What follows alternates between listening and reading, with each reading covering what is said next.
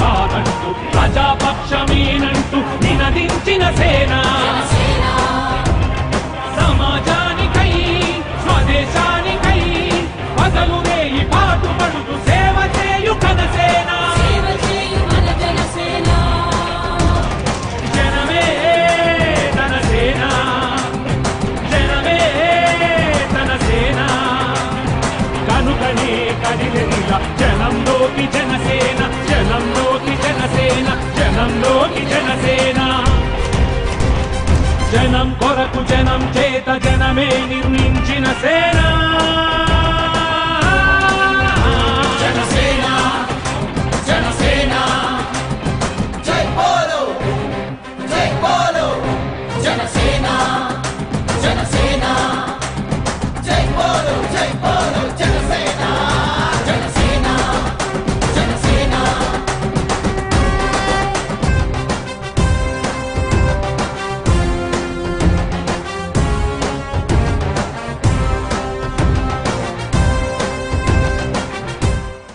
ముందుగా మా నూజివీడు ఆడపడుచులకి మా నూజివీడు అక్క చెల్లెళ్ళందరికీ మా నూజివీడు తల్లులందరికీ పేరు పేరున ముందుగా హారతులతో స్వాగతం పలికిన మా ఆడపడుచులందరికీ ధన్యవాదాలు తెలుపుకుంటున్నాను. నాకు ఇంత అద్భుతమైన సుస్వాగతం పలికినందుకు. ఇంత మండు టెండలో కూడా క్షమించాలి. మా జన సైనికుల్ని పిడుగుల్లాంటి మా జన సైనికులకి ఇంత మండు టెండలో కూడా మీరు నా కోసం వేచి ఉన్నందుకు మనస్ఫూర్తిగా పేరున మీ అందరికీ నా హృదయపూర్వక కృతజ్ఞతలు ధన్యవాదాలు తెలుపుతున్నాను.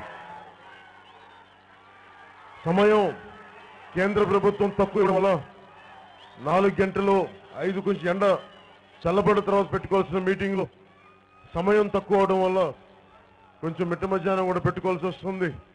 మనస్ఫూర్తిగా మిమ్మల్ని ఎండలో ఇబ్బంది పెట్టాలన్న ఉద్దేశం కాదు, వేరే దారి లేక గత్యంతరం లేక వచ్చాను. మీరు ఒక్క 2 గంటలు పడ్డ కష్టాన్ని మన ప్రభుత్వం రాగానే మీకు చల్లపరుస్తాను. మీది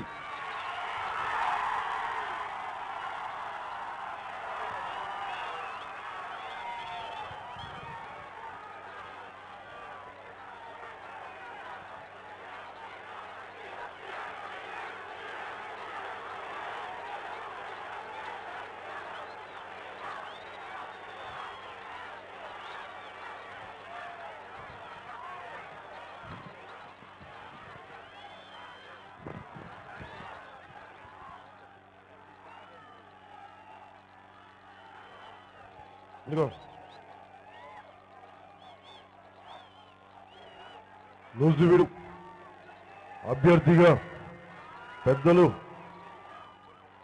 ఉన్న బసవ భాస్కర్ రావు గారిని మన జనసేన పార్టీ నుంచి నూజివీడు అభ్యర్థిగా ప్రకటిస్తున్నాం, మనం ముందు పెడుతున్నాం. అలాగే మన ఏలూరు పార్లమెంట్కి డాక్టర్ పి పుల్లారావు గారిని మన పార్లమెంట్ అభ్యర్థిగా పెడుతున్నాం. ఏలూరు పార్లమెంట్కి మన సమస్యల గురించి జనసేన ఏం చేయబోతుంది అని మాట్లాడబోయే ముందు ఒకసారి ఇక్కడ ఉన్నది ఆడపడుచులు చూసిన సగటు వయసు 18, 20 ఏళ్ళు 20 ఏళ్ళు ఉన్న వాళ్ళంతా జనసేనను అర్థం చేసుకుంది. ఒక విచిత్రమైన ఒక విషయం ఏంటంటే జనసేనను అర్థం చేసుకుంది, బలీయంగా అర్థం చేసుకుంది. ఈరోజు జనసేనకి అసలు ఒక్క అభ్యర్థి అయినా ఉంటాడా పోటీ పెట్టడానికి? అసలు పవన్ కళ్యాణ్ పోటీ చేస్తే అసలు తాను నిలబడతాడా, తను పారిపోతాడా? ఇలాంటి కామెంట్స్ నుంచి ఈ రోజున మనం మిత్రపక్షాలతో కలుపుకొని బహుజన్ సమాజ్ పార్టీతో కానీ సిపిఐతో కానీ సిపిఎంతో కలుపుకొని దాదాపు ఇప్పటికీ 160 మంది అభ్యర్థులు నిలబెట్టడం జరిగింది ఆంధ్రప్రదేశ్లో. ఈ బలం ఎక్కడి నుంచి వచ్చింది? ముందుగా పెద్ద నాయకులు రాలేదు మనకి. ఎవరు తీసుకొచ్చారంటే ముందు మా జన సైనికులు కదిలారు. పిల్లల ఉత్సాహం చూసి అసలు పెద్దవాళ్ళు ఆలోచించారు, చాలా అనుభవజ్ఞులు, ఎందుకు ఇంతమంది యువత కదులుతూ ఉన్నారు. పవన్ కళ్యాణ్ జనసేన అంటే ఎందుకు ఆడపడుచులు కానీ యువతి యువకులు కానీ ఎందుకు కదులుతారని అక్కడి నుంచి పెద్దవాళ్ళ ఆలోచన మొదలైతే అర్థం చేసుకుంది ముందుగా జీవితాన్ని సంపూర్ణంగా అర్థం చేసుకున్న పెద్దలు పెంటపాటి పుల్లారావు గారి వయసు ఆ స్థాయి వ్యక్తులు ఇక్కడ ఏదో జరుగుతోంది వచ్చే తరం కోరుకుంటున్న మార్పుని జనసేన ఏదో ప్రతిబింబిస్తుంది. ఎందుకంటే అనుభవజ్ఞులు కాబట్టి వాళ్ళు అలాంటి వ్యక్తులు పెద్దలు అర్థం చేసుకున్నారు. ఈ వయసులో ఉన్న ప్రతి గ్రామంలో కూడా నాకు ఒకటే చెప్తున్నారు, నా మనవాళ్ళు మా ముని మనవాళ్ళు కూడా మీకు ఒకటి చెప్పి యువత ఎంత ప్రభావితం చేస్తుందో ఈ ఎలక్షన్స్కి నిర్ణయిస్తాయి. ఆ తర్వాత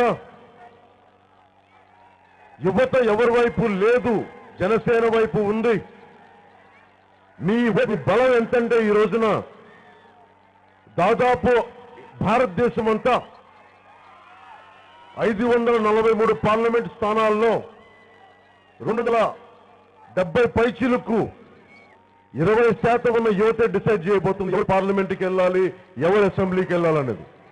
అలాంటి అత్యధిక స్థానాలు ఏలూరు పార్లమెంటు స్థానం కానీ ఎవరు వెళ్ళాలి పార్లమెంట్కి అనేది మీరు డిసైడ్ చేయాలి. 100 కోట్లు పెట్టుబడి పెట్టి పార్లమెంట్లో పడుకునే మాగంటి బాబు గారు లాంటి కావాలా మీకు పార్లమెంట్కి వెళ్ళడానికి?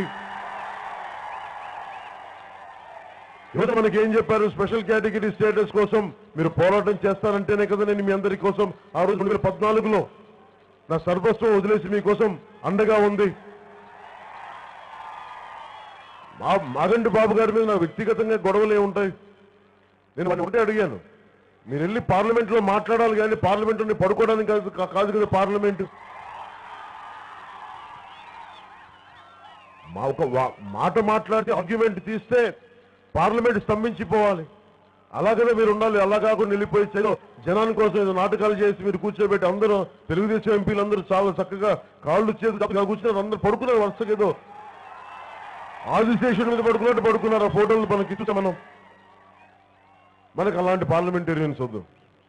పుల్లారావు గారు ఎలాంటి వ్యక్తులు అంటే మనకి ఏదైనా అవసరమైతే పార్లమెంట్ కుదిపేసేయగలగంత శక్తిమంతుడు ఈయన. ఢిల్లీలో ఈయనకున్న పట్టు కానీ ఈయన స్నేహితులందరూ ఢిల్లీలో మన ప్రెసిడెంట్ గారి దగ్గర నుంచి ఉన్నత స్థాయిలో ఉన్న ప్రతి ఒక్కరూ ఆయనకి బాగా తెలిసిన వాళ్ళు. మనం ఆయన్ని కానీ గెలిపించుకుంటే మనకి రేపు పొద్దున సమస్యలు వస్తే ధైర్యంగా మాట్లాడగలరు, మనకి చట్టపరమైన సమస్యలు వస్తే పరిష్కరించగలరు. సో జనసేన నేను ఎందుకు ఎవరిని పడితే నాయకులుగా ముందుకు పెట్టలేదంటే నాకు దమ్ములు కావాలి, తెలివి గల వాళ్ళు కావాలి. కేవలం డబ్బుంటే సరిపోదు, డబ్బుతో పాటు మేధస్సు ఉండేవాళ్ళు కావాలి, డబ్బుతో పాటు తెలివి గల వాళ్ళు ఉండేవాళ్ళు కావాలి. అలాంటి వాళ్ళు దొరకడానికి నాకు సమయం తీసుకున్నాను, ఎందుకని ఇంప్రూవ్ చేయాలి. 4 సంవత్సరాలు దాదాపు 5 సంవత్సరాలు అవసరంగా ఒక్కొక్కరు వచ్చి నేను మీకు ఆశయాలు నచ్చినాయి, యువత కోరుకుంటా ఉన్నారు, అందుకని మీ వెంట వస్తామని పెద్దలు పెంటపాటి పుల్లారావు గారు చెప్తే మనస్ఫూర్తిగా ఆయన ముందు వచ్చి పనిచేస్తానన్నారు. అంతే తప్ప నా పార్లమెంట్కి చేస్తానని అలా నేనే వారిని ప్రతిపాదించాను, మీరు రండి మా పార్లమెంట్ అభ్యర్థిగా. ఆయన గెలిపించుకునే బాధ్యత జనసేన పార్టీ తీసుకుంటుంది, మా జన సైనికులు తీసుకుంటారు, మా ఆడపడుచులు తీసుకుంటారు. ఇప్పుడున్న ఆడపడుచులు కానీ ఒకసారి మీరు ఆలోచించండి, వైసీపీకి పెట్టిన ఏలూరు పార్లమెంట్ అభ్యర్థి కానీ టీడీపీకి పెట్టిన పార్లమెంట్ అభ్యర్థిని కానీ మీరు పెంటపాటి పుల్లారావు గారిని కానీ ఒకసారి చూసుకోండి. వీళ్ళు ఎలా చదివారు, ఏం చేశారు, రేపు పొద్దున ఎన్నుకుంటే వీళ్ళు ఏం చేయగలరు ఒక్కసారి మీరు ఇంట్లో ఆలోచించుకొని ఈసారి ఆలోచించి ఓటేయండి. జనసేన మీరు ఓటేయాలన్నా పవన్ కళ్యాణ్ నిలబడగలడా లేదా అని మీరు ఆలోచించుకొని ఓటేయండి. నేను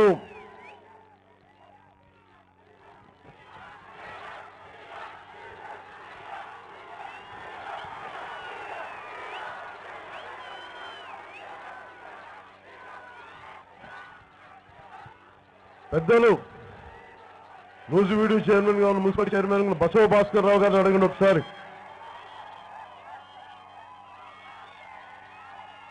బసవ భాస్కర్ రావు గారిని అడగండి, నేను వారితో ఏం మాట్లాడాను, ఏ పార్టీకి వెళ్తే మీరు మా పార్టీకి ఎంత ఇస్తారు విరాళాలు, ఎంత డబ్బులు ఇస్తారని అడుగుతారు. నేను అడిగింది మీరు మా జన సైనికులకు కానీ నూజివీడికి కానీ మీరు ఎలా నిలబడతారు, అది ఒక్కటి చెప్పండి సార్, నాకు అంతకుమించి మీరేం చెప్పలేదు. రూపాయి అడగలేదు, నేను రూపాయి అవసరం లేదు రాజకీయాల్లో నాకు. నేను కోరుకుందల్లా పెద్దల్ని భాస్కర్ రావు గారిని, బసవ భాస్కర్ రావు గారిని నూజివీడికి సంబంధించి అందరూ నిర్లక్ష్యం చేశారు. ఆయనకి చేద్దామన్న తపనున్నా కానీ వ్యవస్థ సహకరించలేదు. ఆ సహకరించే వ్యవస్థ జనసేన ప్రభుత్వం ద్వారా వస్తుంది, అది మీకు అండగా ఉంటాను. అంటే నేను రాజకీయాల్లో డబ్బులు లేకుండా రాజకీయం చేయాల్సిన అవసరం ఉంది. డబ్బుల్ని పెట్టుబడిగా పెట్టి డబ్బులతో రాజకీయం చేస్తే అది వ్యాపారం అయిపోయింది. ఆ వ్యాపార ధోరణి మారాలి. అందుకే నేను రూపాయి పెట్టుబడి లేకుండా రాజకీయాల్లోకి వచ్చాను. నా పెట్టుబడి నా పెట్టుబడి అంతా నా జన సైనికులు, మా యువత, మా ఆడపడుచులు.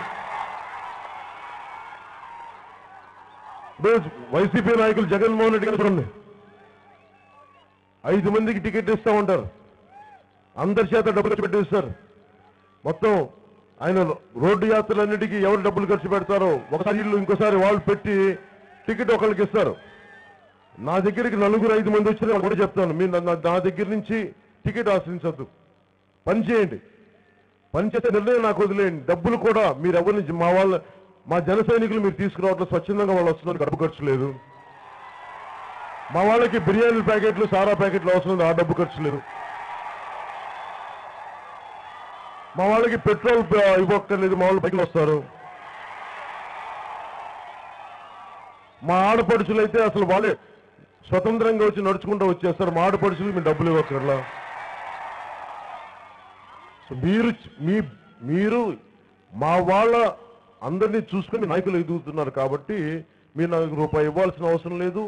అందుకే నేను మీకు పని చేయండి, ఎవరు బాగా పని చేస్తే అది ప్రాతిపాదిక. రెండవది ప్రతి పార్టీలు తెలుగుదేశం కానీ వైసీపీ కానీ ఎవరిని పెడుతున్నారు, అక్కడ స్థానిక సమీకరణలు ఏంటి, ఎవరు ఏం చేశారని దాన్ని బట్టి 3-4 ఒకళ్ళ అభ్యర్థిగా పెడతాను.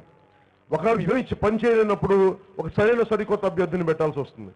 ఇవన్నీ నేను చాలా క్లారిటీగా చెప్పాను డే 1 నుంచి. అందుకనే నా గురించి ఎవరికీ లేవు. ఉదాహరణకి చాలా మంది ప్రామిస్ చేసేసి నాకు వాళ్ళ ఏడుపు నాకు ఇష్టం లేదు. అందుకనే డే 1 నుంచి కూడా నేను ఎవ్వరికి ఏది ప్రామిస్ చేయలే. వైసీపీ నాయకులు అందరినీ వాడుకొని చెరుకు మన పీల్చి పిప్పి చేశారు, డబ్బులు వదిలేసి డబ్బులు తీసేసుకొని డబ్బులు ఖర్చు పెట్టించి వాళ్ళని రోడ్ల మీదకి లాగి ఒకరికిస్తే వాళ్ళ గొడవలు ఉంటాయి. నేను మొదటి నుంచి చాలా చిత్తశుద్ధితోటి ఒక క్లారిటీతో వచ్చిన రాజకీయాల్లో. దేనికి అంటే నేను మీకు 25 కేజీలు బియ్యమో 2,500 రూపాయలు డబ్బులు పడేయడానికి నేను రాలా. మీ 25 సంవత్సరాల భవిష్యత్తు, ఆ తర్వాత మీ బిడ్డల 25 సంవత్సరాల భవిష్యత్తుడానికి నేను ఒక మాట మాట్లాడతాను, ఒక పబ్లిక్ పాలసీ ఆలోచిస్తాను. అందుకని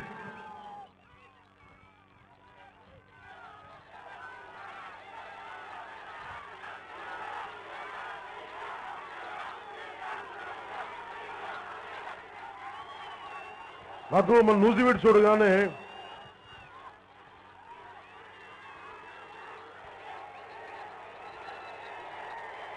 ఖచ్చితంగా అనుమానం లేదు. దాంట్లో మన ప్రభుత్వాన్ని స్థాపిస్తున్నాం. మీరు కోరుకుంటున్న వ్యక్తి ముఖ్యమంత్రి అవుతున్నాడు, పవన్ కళ్యాణ్ ముఖ్యమంత్రి అవుతున్నాడు. మనం ప్రమాణ స్వీకారం చేస్తున్నాం, నమ్మండి.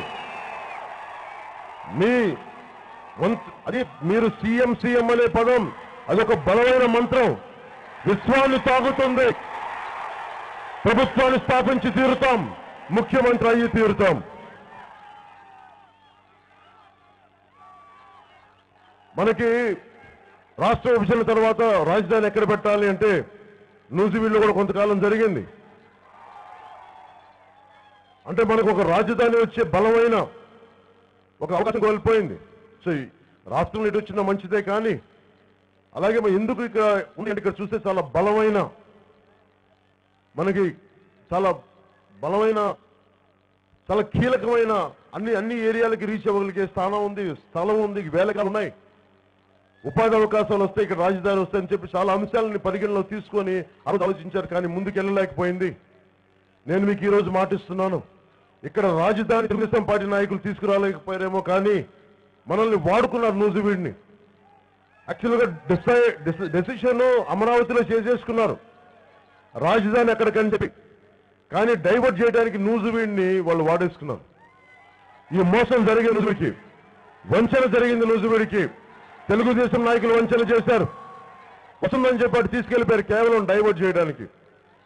వాళ్ళు చేశారు మోసం. మనం వాళ్ళకి చేసిన మోసానికి నేను ఈరోజు మీకు మాటిస్తున్నాను, నూజివీడును అత్యంత అద్భుతమైన అంతర్జాతీయ నగరంగా మనం తీర్చిదిద్దుతాం. ఇక్కడ మనం జనసేన పార్టీ నుంచి పద్ధతులు అభివృద్ధి ఎలా ఉండాలి అంటే, మనకి అత్యధికంగా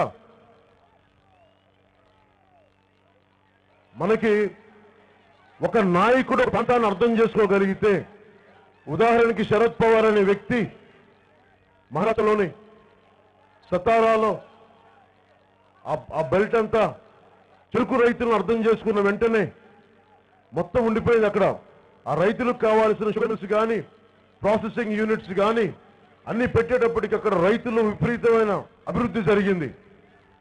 అలాంటి అభివృద్ధిని నూజివీడు మన మామిడి రైతులకు కానీ మన మామిడి ఉత్పత్తులకు కానీ, ఇక్కడి నుంచి నేను మన ట్రైన్ జర్నీ చేస్తున్నప్పుడు కూడా మన నూజివీడు నుంచి రైతులు వచ్చి మనకి సరైన గుర్తింపు లేదు మన నూజివీడు మామిడికాయలకి అంటే, ఉదాహరణకి మహారాష్ట్రలో ఒక అల్ఫాన్సో అనే మ్యాంగోని ఎక్కడికో అంతర్జాతీయ స్థాయికి పంపించారు.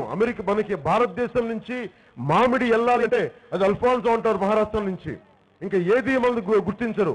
అలాంటిది మన నూజివీడు మామిడిని అంతర్జాతీయ స్థాయిలోకి తీసుకెళ్లాలంటే దీన్ని ప్రత్యేకమైన పరిస్థితుల్లో శాస్త్రీయ పద్ధతుల్లో మన నూజివీడు మామిడిని అంతర్జాతీయ స్థాయికి తీసుకెళ్లే విధంగా జనసేన పార్టీ ముందుకు తీసుకెళ్తుంది మీకు తెలియజేసుకుంటున్నాను.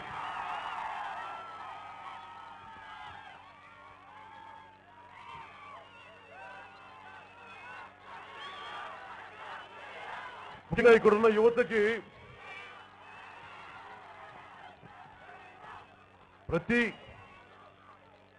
మనం ఎవరో మాట్లాడుతూ ఉంటే చాలా గ్రామాలకి కాలేజీలు విద్యార్థులు ఈ రోజున జనసేనకి అండగా ఉంది యువతకి చాలా పెద్దపీట వేయబోతున్నాం.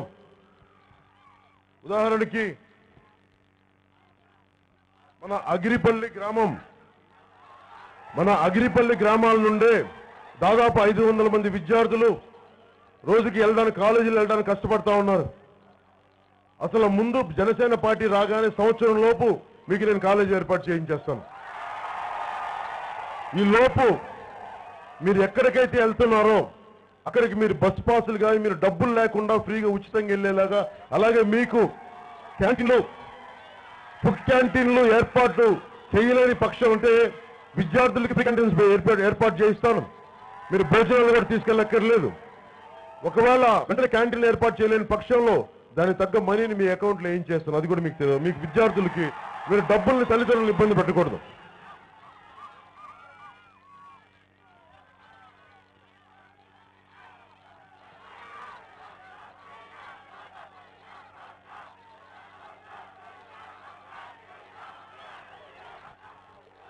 నేను మేజర్గా ఆలోచిస్తుంది ముఖ్యంగా ఏ నియోజకవర్గానికి అందరూ అడిగేది విద్య ఒకటి, వైద్యం ఒకటి. నేను కోరుకున్న అసలు విద్య చదువుకోవడానికి కనీసం ప్రతి జిల్లాకి దాదాపు 2 నుంచి 3 ప్రభుత్వ మెడికల్ కాలేజీలు ఉండాలి. అలాంటి మెడికల్ కాలేజీలని నేను ప్రతి జిల్లాకి ఏర్పాటు చేస్తాను ప్రభుత్వం నుంచి. అసలు అవసరమైతే ఒక నియోజకవర్గానికి మెడికల్ కాలేజ్ కావాల్సిన అవసరం ఉంది. అలాగే మన నూజివీడు ప్రభుత్వ ఆసుపత్రికి అంటే మనకి రోడ్లు సౌకర్యంగా సరిగ్గా లేదు. ఏదైనా యాక్సిడెంట్ జరిగితే ఇక్కడి నుంచి విజయవాడ తీసుకెళ్లే పరిస్థితులు ఉన్నాయి. మధ్యలో ప్రాణాలు పోతామనే దృష్టికి నా దగ్గరికి చాలాసార్లు వచ్చింది. అందుకనే ముందు నేను జనసేన ప్రభుత్వం రాగానే ముందు డాక్టర్స్ రిక్రూట్ చేస్తాను. ఎక్కువ మంది గవర్నమెంట్ హాస్పిటల్స్ లో పనిచేయడానికి డాక్టర్స్ రిక్రూట్ చేస్తాం. వాళ్ళకి సరైన జీతభత్యాలు కానీ అలాంటి భవన సముదాయాలు కానీ అటువంటి బహుళంతస్తుల భవన సముదాయాలు డాక్టర్లకి ఇచ్చి వాళ్ళ పిల్లలకి సరైన వసతులు కల్పించి వాళ్ళని ఇక్కడే ఉంచగలిగితే మనకి ప్రాణంలో ఏదైనా ప్రమాదంలో ప్రాణాలు కోల్పోతున్న మనకి పరిస్థితుల్లో ఉన్న వ్యక్తులకి ప్రాణాపాయం నుంచి మనం రక్షించవచ్చు. అందుకని నూజివీడు ప్రభుత్వ ఆసుపత్రిని మరింత ఆధునీకరణ చేస్తాం. ఏవైతే వసతులు రూపపడ్డాయో అవన్నీ పరికరాలన్నింటినీ ముందు వాటిని పరిశీలించి వాటిని అభివృద్ధి చేస్తానని మీకు నూజివీడు మీ అందరికీ తెలియజేసుకుంటా ఉన్నాం. అలాగే ఎక్కడికి వెళ్ళినా బేసిక్ రోడ్లు ఇన్ని సంవత్సరాలు అయిపోయింది మాట్లాడితే మనం అమెరికా అంటాం, ఇంగ్లాండ్ అంటాం, లండన్ అంటాం, కానీ మన రోడ్లు చాలా దౌర్భాగ్యంగా ఉంటాయి. ఒక్కోసారి ఎందుకు ఇక్కడ రోడ్డు తవ్వారంటే వాళ్ళు డబ్బులు ఏముంటండి, తెలుగుదేశం పార్టీ వాళ్ళు కానీ తవ్వారంటే మళ్ళీ రోడ్లు వేసి మళ్ళీ కాంట్రాక్ట్లు వేసి మళ్ళీ తీసుకుంటారు. అలాంటి పద్ధతులు కాకుండా దేశం రాష్ట్రం మొత్తం మీద ఎక్కడైతే ట్రాఫిక్ ఇబ్బంది కలగకుండా మనకి రింగ్ రోడ్స్ కావాలంటే నూజివీడు అలాంటి పాలసీ మన దగ్గర ఉంది. దానికి నూజివీడికి కూడా మనం రింగ్ రోడ్ ఏర్పాటు చేస్తాం. అలాగే ప్రతి రోడ్డుని కూడా 10 సార్లు తవ్వకుండా 10 సార్లు గుంతలేయకుండా ముందే రాబోయే 40 సంవత్సరాలకి ఒక అర్బన్ ప్లానింగ్ స్టార్ట్ చేయించి దాని ప్రకారం రోడ్లు ఇప్పుడే వైడెన్ చేయిద్దాం. ఎవరు నష్టపోకుండా అందరికీ, అంటే దీన్ని ఒక విశ్వనగరంగా అవ్వాలి. మన జనసేన పార్టీ తీసుకున్నది ఆంధ్రప్రదేశ్లో 100 బలమైన స్మార్ట్ సిటీస్ ఉండాలి. దీనిని ఒక స్మార్ట్ విశ్వనగరంగా నూజివీడిని తీర్చిదిద్దుదాం. కాకపోతే ఇక్కడ పరిశ్రమలు ఎలాంటివి ఉండాలంటే మన మామిడి తోటలు పాడు చేసే పరిశ్రమలు వద్దు. మన మామిడి తోటల ఉత్పత్తులని అంతర్జాతీయ స్థాయికి తీసుకెళ్లగలిగే అగ్రో ప్రాసెసింగ్ ఇండస్ట్రీస్ ని, వ్యవసాయ ఉత్పత్తులు, ఫుడ్ పల్ప్ ని కానీ ఇక్కడే మనకి శీతల గిడ్డంగులు కానీ. ఎందుకంటే ఒకసారి మామిడికి రైతులకి సరైన ధర లేనప్పుడు దానిని స్టోర్ చేయగలిగి డైరెక్ట్ గా బయ్యర్కి అమ్ముకోగలిగే ఒక ఎకరం ఉన్న మామిడి రైతు కూడా డైరెక్ట్ గా అమెరికాలో ఉండే ఒక కంపెనీకి అమ్ముకోగలిగే పరిస్థితిని, అలాంటి స్ట్రీమ్ లైన్ నేను ఏర్పాటు చేస్తాను. నేను ఇది ఎందుకు చేస్తున్నానంటే పెద్దలు మా పక్కన ఉదాహరణకి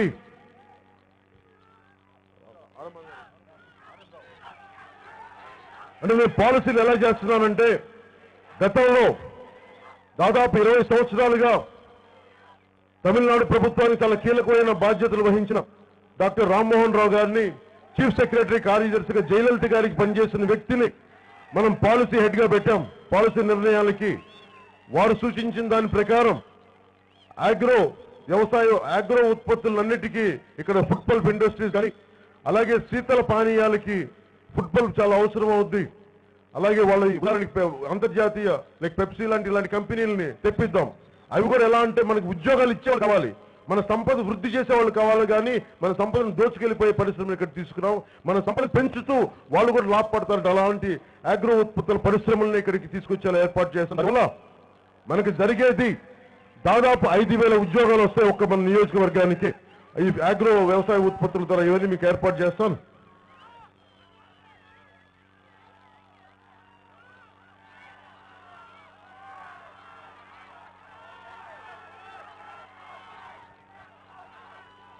ముఖ్యంగా మన చాట్రాయి మండలానికి, ముసురు మండలాలకి ఇంకా తాగడానికి నీళ్లు కానీ సాగునీటి సమస్యలు ఉన్నాయి. నా దృష్టికి వచ్చినప్పుడు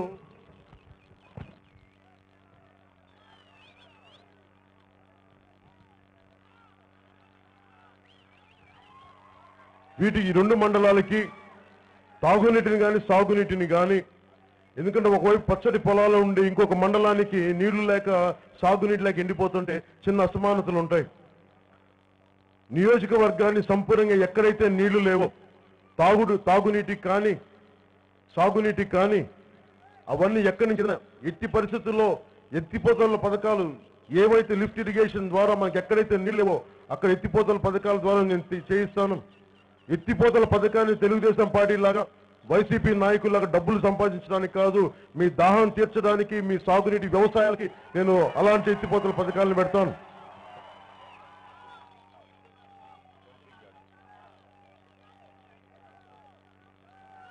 ఇప్పుడు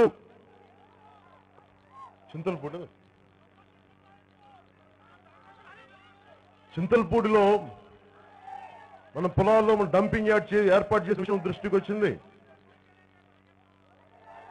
ఆ డంపింగ్ యార్డ్ విషయాల్లో పొలాల్లో మనకి రైతులకి మనకి నష్టపరిహారం సరిగ్గా ఇవ్వలేదు, నష్టపరిహారం ఉంది.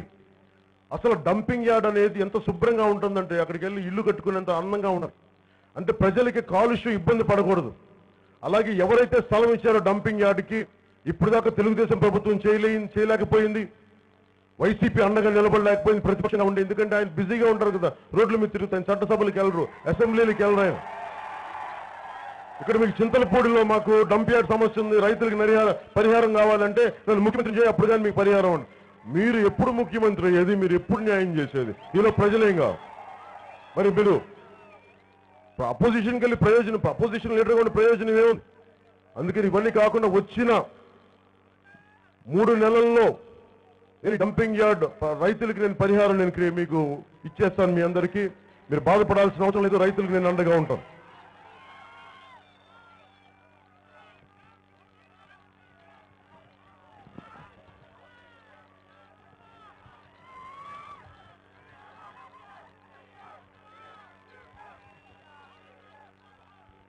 జనసేన ప్రభుత్వం పార్టీ అత్యధిక మెజారిటీ సీట్లు మనకు రాగానే, ప్రభుత్వం ఏర్పాటు చేయగానే, ప్రమాణ స్వీకారం చేయగానే మొదటి ఫైల్ నేను సంతకం చేసేది. ఈ రోజున నాకు రైతు అంటే ఎంత ఇష్టం అంటే, నూజివీడు మామిడి కానీ, నూజివీడు రైతులు కానీ ఎంత ఎకరం ఉందా, మీరు కౌలు రైతుల భూస్వాముల అని నాకు అవసరం లేదు. కానీ ప్రతి రైతుకి ఒళ్ళు వంచి పనిచేస్తా ఉన్నారు, వెన్నెముకలు కుదేలైపోతున్నాయి. ఒక ఎమ్మెల్యే 2 రోజులు అసెంబ్లీకి వెళ్తే వాళ్ళకి జీతపత్యాలు వచ్చేస్తాయి జీవితకాలం అంతా. ఈ రోజున అపోజిషన్ లీడరు ఆయన అసెంబ్లీకి వెళ్ళకపోయినా కానీ జీతాలు వచ్చేస్తాయి. కానీ రైతు, తిండి పెట్టే రైతు, పండ్లు పెట్టే రైతు, పంట ఇచ్చే రైతుకి మటుకు మనకి పెన్షన్ లేదు. అందుకనే మొట్టమొదటి 5,000 రూపాయల పెన్షన్ పథకాన్ని రైతులకి మొదటి సంతకం అదే ఉంటుంది. అలాగే వ్యవసాయ అవసరాల కోసం మనం 8,000 అనౌన్స్ చేశాం, దాని మీద సంతకం పెడతాను. ఎందుకంటే రైతు లేకపోతే ఏమీ లేదు. అందుకని రైతుకి పెద్దపీట వేస్తామని మీ అందరికీ తెలియజేసుకుంటున్నాం.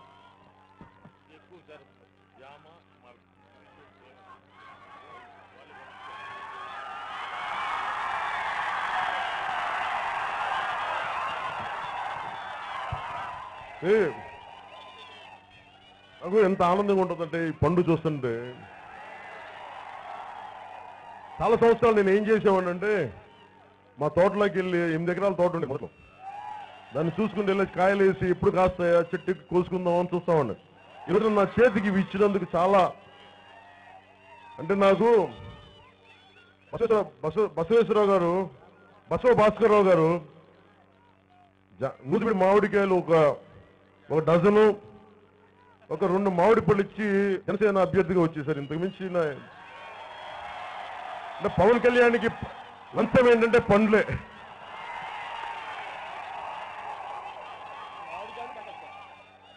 ఒక బుట్టలో మామిడి పండ్లు, జామకాయలు ఇచ్చి మీరు నూజివీడు అభ్యర్థిగా అయిపోయారు. మీరు ఇలా ఈ ఐడియా ఇచ్చేసి అందరూ ఇచ్చేసి అసలు పార్టీ నడపడానికి కష్టమైపోతుంది. అందరికి ఇవ్వకండి ఐడియా.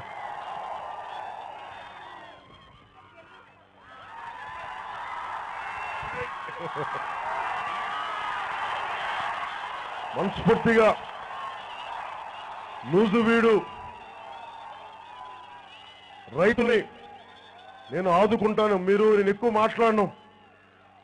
జగన్మోహన్ రెడ్డి గారిగా నవరత్నాలని చెప్పను, చంద్రబాబు గారిలాగా పొడి చేస్తానని చెప్పను. నేను మీకు చెప్తున్నా, మీ కష్టాన్ని నా భుజం మీద ఎత్తుకున్నాను, మీ శ్రమ నా భుజం మీద ఎత్తుకున్నాను. నూజివీడు రైతులందరినీ భుజం మీద ఎత్తుకుంటాం. మీ బిడ్డల భవిష్యత్తుని బంగారులా కాపాడుకుంటాం. మీ పంటలను అన్యాక్రాంతం కానివని చెప్పి మీ సమస్యలు నా భుజం మీద ఎత్తుకున్నాను. నూజివీడు నా భుజాల మీదకి ఎత్తుకున్నాను, మీకు అనుకుంటానని తెలియజేసుకుంటున్నాను.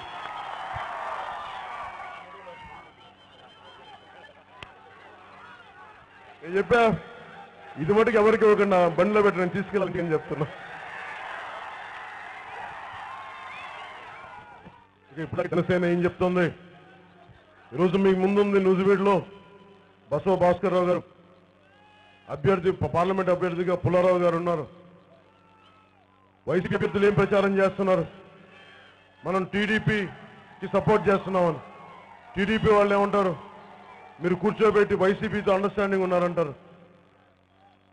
ఈ పెద్దలిద్దరికీ మీరు తప్ప మూడోవాడు రాకూడదు రాజకీయాల్లోకి.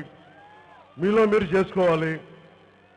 నాకు అర్థం కాదు, నేను ఇక్కడ బసవ భాస్కర్రావు గారిని పెట్టాలంటే ఇల్లు నేను వైసీపీ నాయకుల పర్మిషన్ తీసుకోవాలా, లేదా విజయసాయి రెడ్డి గారి పర్మిషన్ తీసుకోవాలా? ఏం మాట్లాడతారా మీరు? మేబీ వైసీపీ నాయకులకి జగన్మోహన్ రెడ్డి గారు కేసీఆర్ గారు పర్మిషన్ ఇస్తారు మనల్ని ఆందోళన చీపట్ల కేసీఆర్ గారు వారి పర్మిషన్ కావాలేమో మాకు ఎవరి పర్మిషన్ అవసరం లేదమ్మా బసవ భాస్కర్ రావు గారికి ఇచ్చామంటే మా జన సైనికులు చెప్పారు మాకు ఆయన గుండెల్లో పెట్టుకుంటా ఆయన గెలిపించుకుంటాం ఆయన ముందు పెట్టండి అలాగే తెలుగుదేశం నాయకులు ఉన్నారు మీరు ఇంత సమస్యలు ఉన్నాయి ఒక రింగ్ రోడ్ ఏర్పాటు చేయలేకపోయారు ఒక హాస్పిటల్ని ఆధునీకరించలేకపోయారు ఇంత పండ్ల తోటలు ఉన్నాయి దీనికి కనీసం ఒక అగ్రో ఉత్పత్తుల పరిశ్రమలు తీసుకురాలేకపోయారు 5 సంవత్సరాలు అయిపోయింది నేను మీకు చెప్తున్నాను మాట్లాడితే ముఖ్యమంత్రి గారు ఏమంటారు నేను సీఈఓ అని చెప్తుంటారు కదా అంటే సీఈఓ అనేవాడు ఏం చేయాలి ప్రతి 3 నెలలకి చెప్పాలి మా కంపెనీ ఎలా ఉందనేది ఆయనకి ముఖ్యమంత్రి గారికి ఆంధ్రప్రదేశ్ అనేది రాష్ట్రం ప్రజలు కాదు అదో కంపెనీ అది దానికి ఆయన సీఈఓ నేను అలా చెప్పట్లే ఆంధ్రప్రదేశ్ అనేది అది మనుషుల తాలూకు నిలయం అది బాధల తాలూకు నిలయం అది కష్ట సుఖాల తాలూకు నిలయం అది ఆ నిలయానికి నేను శ్రామికుణ్ణి ప్రతి 3 నెలలు మీరందరూ నా యజమానులు ఈ కూలీ చెప్తాడు ప్రతి 3 నెలలకి నేను లెక్కలిస్తాను మీకు ప్రతి 3 నెలలకి నేను ఏవైతే ప్రతిపాదన ఇచ్చాను నియోజకవర్గానికి చేయడం ఉదాహరణకి మన నూజివీడు నియోజకవర్గానికి చేయడానికి మీకు రింగ్ రోడ్ ఏర్పాట్లు చేయిస్తాను లేదంటే హాస్పిటల్స్ మీకు ఆధునీకరిస్తాను లేకపోతే మండలాల్లో మనకి సాగునీటి అవసరాలను తీరుస్తానని చెప్పాను ఇవన్నీ ప్రతి 3 నెలలకి మీకు రిపోర్ట్ ఇస్తాను ప్రతి 3 నెలలు ఒకవేళ వెంటనే ఏవి చేయగలను ఒకవేళ చేయలేకపోతే మీకు వివరణ ఇస్తాను ఒక స్టిప్యులేటెడ్ టైంలో మీకు చేయలేకపోతే ఒక నిర్ణీత సమయంలో మీరు నన్ను చొక్కా పట్టుకుని నిలదీయండి మీకు ఆ హక్కు నా వివరణతోటి మీకు తృప్తి లేకపోతే మీరు నా చొక్కా పట్టుకుని నిలదీసే హక్కు మీకు ఉంది నా అన్నదమ్ములందరికీ నా ఆడపడుచులందరికీ ఉంది అంటే నేను ఎందుకు చెప్తున్నానంటే అంత బాధ్యతగా ప్రభుత్వాన్ని నడుపుతాను అంత బాధ్యతతోటే ఎవరు ఎమ్మెల్యే ఎవరుగా ఎన్నికైనా కానీ ఎంపీగా ఎవరు అందరినీ అంతే బాధ్యతతోటి నేను నడిపిస్తాను నిన్న మీకు నూజివీడులో పరిశ్రమలు రావాలి అంటే ఇక్కడ రేపొద్దున వైసీపీ ఎమ్మెల్యేని మనం ఒకళ్ళ ఉదాహరణకి ఆయన ఉన్నాడు ఆయన ఇక్కడ పరిశ్రమలు పెట్టాలంటే ఎందుకు పరిశ్రమలు రావంటే ఒకళ్ళు వైసీపీ ఎమ్మెల్యే గెలిచినా కానీ ఇక్కడ జగన్మోహన్ రెడ్డి గారు విజయసాయి రెడ్డి గారు మాకెంత అని వచ్చే పరిశ్రమను అడుగుతారు వచ్చే పరిశ్రమ యజమానులు అడుగుతారు మీరు మాకు ఎంత వాటా ఇస్తారండి కష్టపడి పరిశ్రమలు పారిశ్రామిక వచ్చి వాటాలు ఇవ్వడానికి కాదు పని కల్పించడానికి ఉపాధి కల్పించడానికి కానీ అందుకని వైసీపీ వాళ్ళు గెలిచినా కానీ ఇక్కడ పరిశ్రమలు రావు అందుకని పని చేయని వాళ్ళకి పని చేయలేకపోయే వాళ్ళకి ఎందుకు గెలిపించడం అందుకని వైసీపీని పక్కన పెట్టేసేయండి ఎందుకు పక్కన పెట్టమన్నానంటే వాళ్ళు పులివెందుల నుంచి ఆపరేట్ చేస్తారు నూజివీడు నుంచి ఆపరేట్ చేయాలి కానీ పులివెందుల నుంచి రిమోట్ కంట్రోల్ ఎవరో పట్టుకొని వస్తారు కిరాయికి వస్తారు రౌడీ గ్యాంగ్లు వస్తాయి వాళ్ళు చెప్పాలి మనకి నూజివీడు డెవలప్మెంట్ ఎలా కావాలనేది నిజంగా జగన్మోహన్ రెడ్డి గారికి నిజంగా ఆంధ్రప్రదేశ్ మీద ప్రేమే ఉంటే వచ్చి అమరావతి టికెట్లు ఇవ్వాలి కదా అమరావతికి వచ్చి మీరు టికెట్లు పంచండి మీరు హైదరాబాద్లో కూర్చొని టికెట్లు పంచుతారండి మీరు అరే పవన్ కళ్యాణ్కి ఒక ఆఫీస్ లేదన్నారు అరే పవన్ కళ్యాణ్ వచ్చి పార్టీ పెట్టారు చెప్పండి తెలుగుదేశం పార్టీ ఆపరేషన్లో లేదు వైసీపీ ఆపరేషన్ లేదు జనసేన ఆపరేషన్లో ఉంది మన పార్టీ ఆఫీస్ నుంచి అందరికీ పీ ఫార్మ్స్ ఇచ్చాం అడగండి భాస్కర్ రావు గారిని అడగండి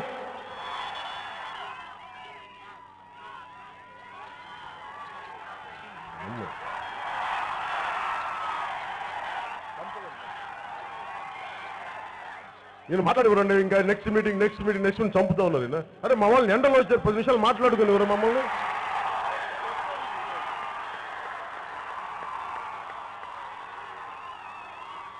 కోపం తెప్పించుకున్నాడు అసలు ఎండ మాట్లాడిన వేడిని పెంచుతున్నాయి కోపాన్ని పెంచుతున్నాయి నాకు మిమ్మల్ని అట్టే విసిగించను మీ అందరికీ నేను ఒకటే చెప్తాను నేను పారిపోయేవాడిని కాదు ఇల్లు మంగళగిరిలో ఉంది ఆఫీస్ మంగళగిరిలో ఉంది భీమవరం నుంచి పోటీ చేస్తున్నాను వైజాగ్ నుంచి పోటీ చేస్తున్నాను మీకు అండగా ఉండేవాడిని జగన్మోహన్ రెడ్డి గారి లాగా కేసీఆర్ గారికి అనుసైకులు నడిచేవాడిని కాదు కేసీఆర్ గారి అందరికీ నాకు మంచి గౌరవం ఆయన బాగా తెలుసు వాళ్ళ కుటుంబీకులు తెలంగాణ ఎన్నికల్లో స్వయాన మా నాగబాబు ఇప్పుడు నర్సాపురం పార్లమెంట్ అభ్యర్థిగా చేస్తున్న వ్యక్తి తెలుగుదేశాన్ని కాదు టీఆర్కి ఓటేయండి అని చెప్పి ఆయన చెప్పాడు మా ఇంట్లో ఆయన మేమే వచ్చి బయటకు వచ్చి ఇక్కడ టీఆర్ఎస్ రాకూడదు, టీఆర్ఎస్ రావాలంటే మీరు తెలంగాణ నుంచి చెప్పుకోండి. అంటే ఆంధ్ర నాయకులు ఎవ్వరూ తెలంగాణకి రాకూడదు, కానీ తెలంగాణ నాయకులు వచ్చి ఆంధ్రలో చేయొచ్చు వైసీపీ ద్వారా. అది నాకు నచ్చదన్నమాట. మీకు నచ్చిందా అమ్మా? మీకు వైసీపీ నాయకులు అలా చేయొచ్చా? అలాగే తెలంగాణ నాయకులు కూడా నిజంగా చంద్రబాబు గారి మీద కోపంతో గిఫ్ట్ ఇవ్వాలి అంటే, రిటర్న్ గిఫ్ట్ ఇవ్వాలంటే వచ్చి పోటీ చేయండి. నూజివీడులో మీ అభ్యర్థిని పెట్టడం, వైసీపీ అభ్యర్థిని తీసి టీఆర్ఎస్ అభ్యర్థిని పెట్టడం సంతోషమే. దానికి మళ్ళీ వైసీపీ అనే పేరు ఎందుకు? ఏమేమి ఇక్కడ వైసీపీ అభ్యర్థి గెలిస్తే అక్కడ మనల్ని తిట్టినట్టు కేసీఆర్ గెలిచినట్టే మాది, మీరు అర్థం చేసుకోండి. ఆంధ్రులు ద్రోహులని తిట్టిన కేసీఆర్ గారు గెలిచినట్టే ఇక్కడ వైసీపీ వాళ్ళు గెలిస్తే. నేనైతే మీరు వైసీపీ అభ్యర్థి గెలిచాడు ఇక్కడ అంటే ఆంధ్రుల ఆత్మగౌరవం పోయినట్టు, అది గుర్తుపెట్టుకోండి. అంటే నేనేలా మనల్ని ఎవరు చికొడితే వాళ్ళ భుజాల మీద ఎత్తుకుంటాం, కోపంగా వెళ్ళిపోతాం కదా, పక్కన గొడవలు పెట్టుకోం. మరి వైసీపీ అభ్యర్థులు వాళ్ళేమో జగన్మోహన్ రెడ్డి గారిని తెలంగాణలోకి రానివ్వరు, మీరేమో ఫ్యాక్షన్ ముట్టాలంటారు తెలంగాణలో. మరి మనకెందుకు అవన్నీ? అంటే మీకో న్యాయం మాకో న్యాయమా? తెలంగాణ ప్రజలకు ఒక న్యాయం కేసీఆర్ గారు. మీరు సమదృష్టి చూడాలి. అక్కడ చెడ్డోళ్ళు అయిన వాళ్ళు ఇక్కడ మంచోళ్ళు ఎలా అవుతారు మాకు? మీరు ఇదే ఎన్నికల్లో 2014 ఎన్నికల్లో మీరు రాళ్లు పెట్టి తరివేశారు జగన్మోహన్ రెడ్డి గారిని. వరంగల్ వస్తే విద్యార్థి చేత పెట్టించి టీఆర్ఎస్ విద్యార్థి విభాగం వాళ్ళు. మరి అలాంటి టీఆర్ఎస్ విద్యార్థి విభాగాలతో పెట్టుకొని టీఆర్ఎస్ నాయకులు జగన్మోహన్ రెడ్డి గారు మద్దతు పలుకుతారంటే ఎట్లా? అంటే ఆంధ్రులకు ఆత్మగౌరవం లేదా? ఆంధ్రులకు పౌరుషులు రాదా? ఆంధ్రులు అంటే బానిసలా మీకు? తిట్టించుకుంటా ఉండాలా మీ చేత? మేము ఒక్క దెబ్బకి మాట్లాడితే జగన్మోహన్ రెడ్డి గారు బీసీ సభలు అంటారు. ఆ తెలంగాణలో ఒక అన్ని బీసీలు కలిపి ఓసీలు చేశారు. దానికి మీరు వెళ్ళి మాట్లాడుకోండి, వెళ్ళి కేసీఆర్ గారితో మాట్లాడండి, తీసేయమని చెప్పి మళ్ళీ అవి తీరు.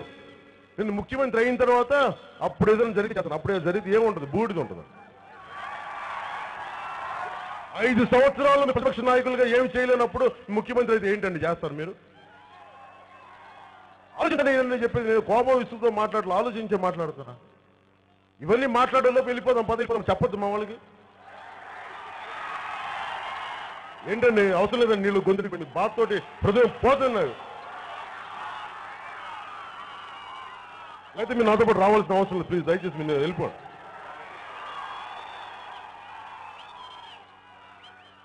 నూజివీడు మంచి మామిడి సీజన్లో ఫలితాలు వస్తాయి.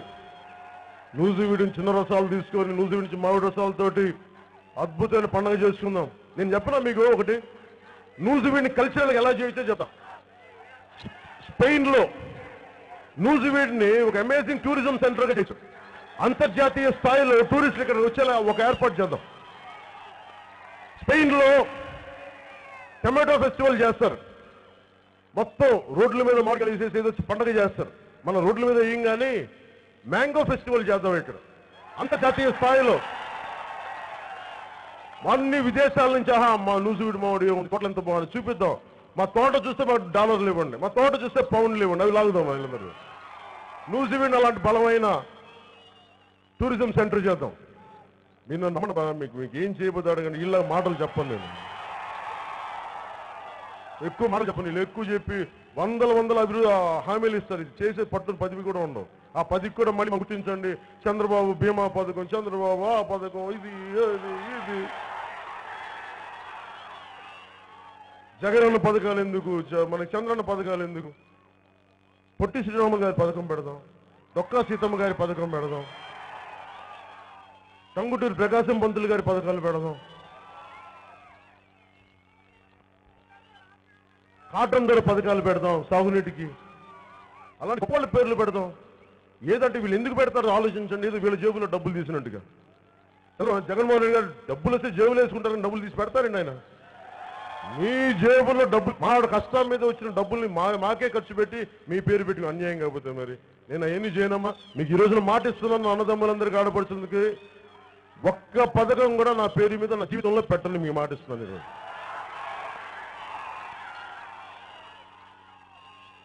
అంబేద్కర్ గారి పథకం పెడదాం, రకరకాల పెద్దల పథకాలు పెడతారు. దేశానికి సేవ చేశారు, రాష్ట్రానికి సేవ చేశారు, మరి నూజివీడికి సేవలు చేస్తుంటారు. అలాంటి వాళ్ళ పథకాలు పెడదాం, వాళ్ళ పేర్ల మీద పథకాలు పెడదాం. మనం మార్పు తీసుకొస్తున్నాం. డబ్బులతో సంబంధం లేని రాజకీయాలు చేద్దాం. అలాంటి మార్పుకి శ్రీకారం చుట్టం తెలియజేసుకుంటూ ఇంత మండు టెండల్లో కూడా నాకు ఇంత అద్భుతమైన అవకాశాలు ఇచ్చిన అన్నదమ్ములందరికీ, మా ఆడపడులందరికీ, వీరశైలకి దిద్దిన మా తల్లులందరికీ పేరు పేరు ధన్యవాదాలు తెలుపుకుంటూ బసవ భాస్కర్ రావు గారిని అఖండ మెజారిటీతో గెలిపించాల్సి కోరుకుంటున్నాను. అలాగే డాక్టర్ పి పుల్లారావు గారిని మీరు అఖండ మెజారిటీతో గెలిపించాల్సిన. పార్లమెంటు నిద్రపోయే ఎంపీ కాదు, బలంతో బలమైన గళంతో లేచొచ్చే ఎంపీని మనం ఎన్నుకోబోతున్నాం. మీ అందరికీ ఒకసారి ధన్యవాదాలు తెలుపుకుంటూ సెలవు తీసుకున్నాను. జై హింద్.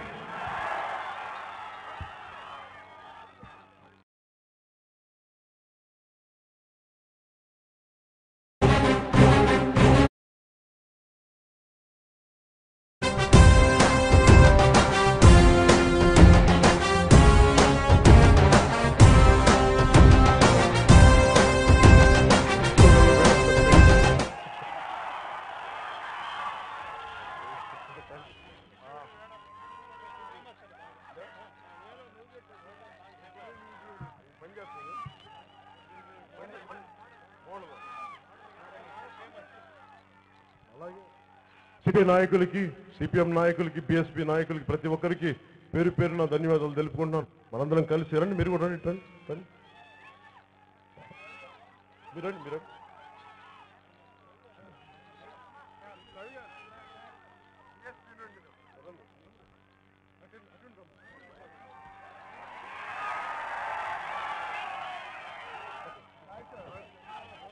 ప్రతి ఒక్కరికి పేరు పేరున ధన్యవాదాలు తెలుపుకుంటూ సెలవు తీసుకున్నాం. జై హింద్.